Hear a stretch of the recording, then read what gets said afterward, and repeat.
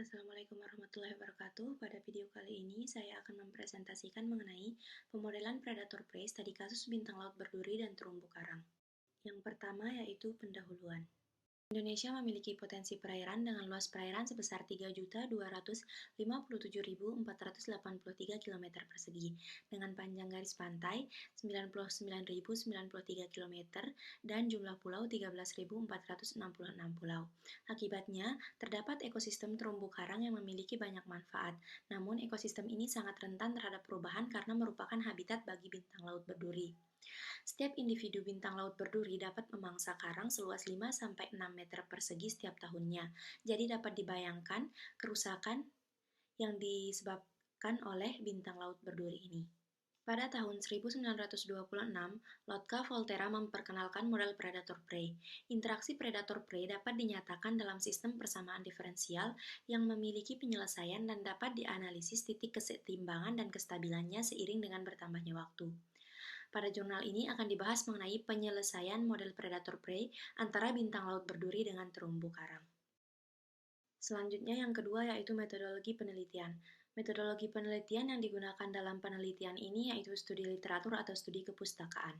Adapun langkah-langkah dalam pembentukan model matematika predator prey yang pertama yaitu identifikasi masalah untuk studi kasus bintang laut berduri dan terumbu karang. Selanjutnya yaitu menentukan asumsi-asumsi model, dan yang ketiga yaitu melakukan mengkonstruksi model dengan menggunakan identifikasi masalah dan asumsi-asumsi. Yang keempat yaitu simulasi numerik menggunakan software Maple 13, dan yang kelima yaitu menentukan titik kesetimbangan, dan yang terakhir yaitu analisis kestabilan titik pada titik kesetimbangan. Selanjutnya yang ketiga yaitu hasil dan pembahasan. Yang pertama yaitu identifikasi masalah. Interaksi predator-prey merupakan interaksi yang terjadi antara dua spesies. Dalam penelitian ini, bintang laut berduri adalah predator dan terumbu karang adalah prey. Jika bintang laut bertambah, maka terumbu karang akan terancam. Namun, jika terumbu karang berkurang, maka bintang laut berduri juga akan berkurang. Oleh karena itu, pada penelitian ini akan dibuat model predator-prey dan simulasi penyelesaiannya. Selanjutnya yaitu asumsi model. Asumsi yang digunakan pada penelitian ini yang pertama yaitu bersifat tertutup. Bintang laut berduri dan terumbu karang diasumsikan bersifat tertutup. Pertumbuhan populasi hanya dipengaruhi oleh angka kelahiran dan angka kematian. Yang kedua yaitu populasi bintang laut berkurang jika tidak ada populasi terumbu karang. Yang ketiga yaitu populasi terumbu karang berkurang jika bintang laut ada dalam komunitas.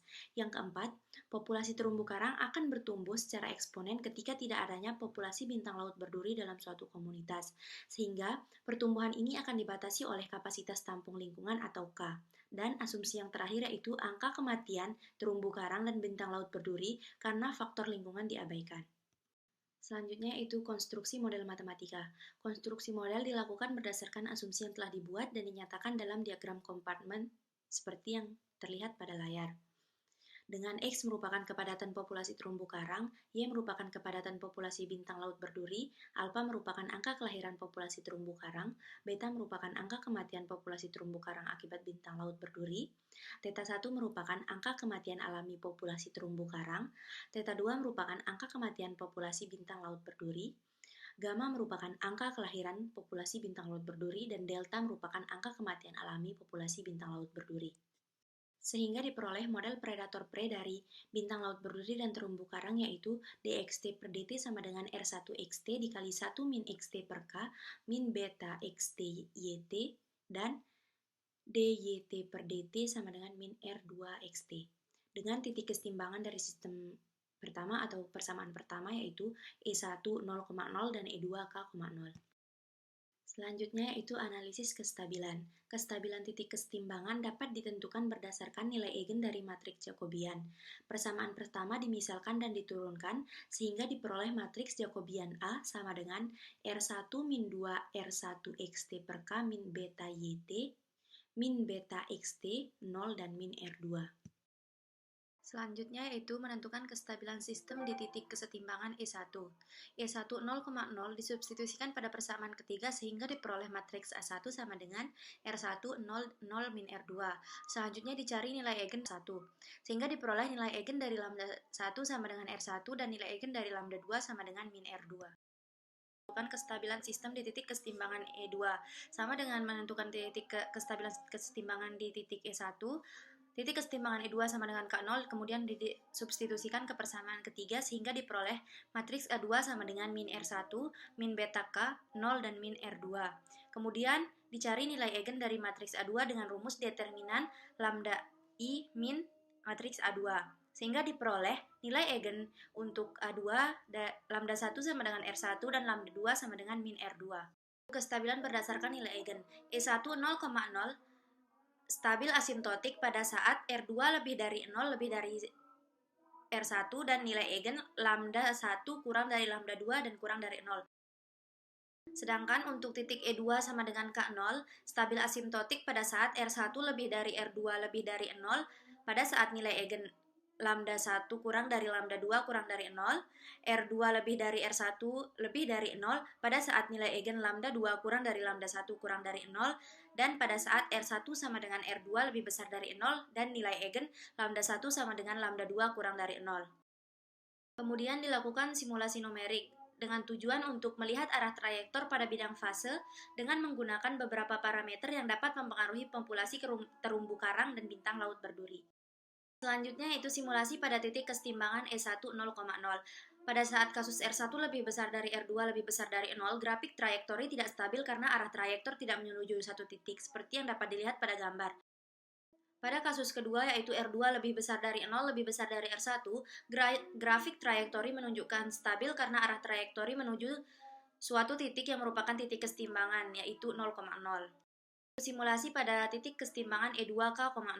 Untuk kasus R1 lebih besar dari R2 lebih besar dari 0, grafik trayektori stabil karena menuju suatu titik kesetimbangan seperti yang dapat dilihat pada grafik. Untuk kasus kedua yaitu R1 kurang dari R2 kurang dari 0 dapat dilihat bahwa grafik trayektori tidak stabil karena arah trayektori tidak menuju satu titik. Dapat dilihat pada grafik, arah trayektori menuju beberapa titik yaitu 3 titik. Hubungan populasi terumbu karang dan bintang laut berduri. Pada saat kasus R1 lebih besar dari R2 lebih besar dari 0, dapat dilihat pada grafik pertumbuhan populasi bintang laut berduri menurun sedangkan populasi terumbu karang juga menurun hingga XT sama dengan 40.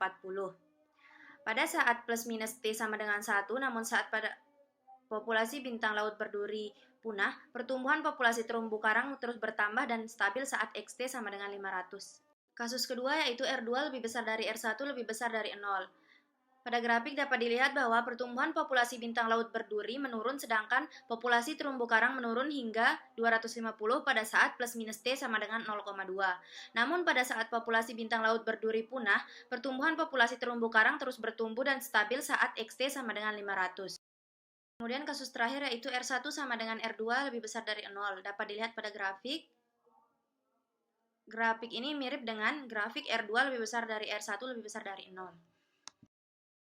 Sehingga dari penjelasan di atas dapat ditarik beberapa kesimpulan. Yang pertama yaitu model predator prey dari bintang laut berduri dan terumbu karang adalah dxt per dt sama dengan R1xt dikali 1 min xt per k min beta xt yt dan dyt per dt sama dengan min R2xt.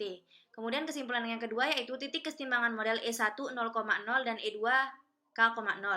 Yang ketiga yaitu titik kestabilan asimtotik E1 0,0 berada pada titik R2 lebih dari 0 lebih dari 1 dan untuk titik stabil asimtotik E2 K,0 berada pada R1 lebih besar dari R2 lebih besar dari 0, R2 lebih besar dari R1 lebih besar dari 0, dan R1 sama dengan R2 lebih besar dari 0. Mungkin hanya itu yang dapat saya sampaikan. Mohon maaf apabila ada kesalahan kata. Sekian dan terima kasih. Wassalamualaikum warahmatullahi wabarakatuh.